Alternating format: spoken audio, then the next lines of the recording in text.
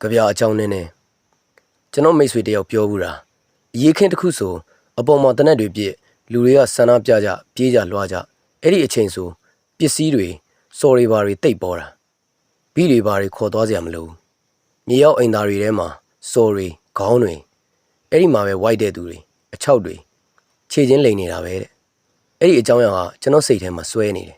အချိန်ကာလတို့အဖြစ်ပြက်တို့မှာကျွန်တော်တို့မမြင်တဲ့ဘက်အချမ်းတွေအများကြီးပဲအထူးသဖြင့်မှောင်မိုက်တဲ့အချမ်းအရိပ်ကျနေတဲ့အချမ်း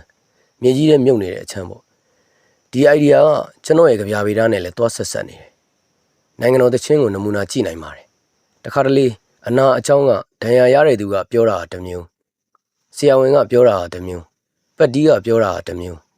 အနာကိုယ်တိုင်ကပြောပြတာတစ်မျိုးစသဖြင့်အတန်မျိုးစုံအမှန်တရားမျိုးစုံပေါ့ဆိုတော့ကျွန်တော်တို့ထဲမှာစိတ်ရုပ်ရှင်ယုံကြီး mental cinema ရှိတယ်အရေးခင်းပုံရိပ်တွေပြီးတော့အိမ်သားထဲမှာဆက်ဆံနေတာတွေနေထွက်လာတာတွေ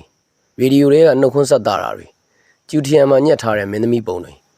ခစ်တွေတရိပ်ရိပ်ပြောင်းတာတွေစုလိလမ်းပေါ်ကမျက်နှာတွေစင်တယ်လို့မျက်နှာနဲ့တစ်ခုနဲ့တစ်ခုမှာတော့အသေးစိတ်ကွာခြားမှုအသင်ရှိအနန္တရှိတာတွေကျွန်တော်ကတော့ရုပ်ရှင်ပိတ်ကားရှိမှအမြဲတမ်းပြိတတ်ပဲနေကြစီလေးထောက်ခနဲ့ကပ်ရင်ပိတ်ကားရဲ့လင်းအောင်မှာမလုံးမရှက်ကြပြဆရာရဲ့စိတ်ကူးစိတ်တန်းဟာ War Soul လို့ခေါ်တဲ့ကမ္ဘာလောကရဲ့ဝိညာဉ်နဲ့ဆက်သွယ်နေတဲ့အရာဖြစ်တယ်ဒါဟာ Neo Platonic idea ပါပဲကမ္ဘာလောကကြီးကလည်းတက်ရှိတရားဝါကြီးဖြစ်ပြီးသူ့စီမှာလည်းစိုးရှိတယ်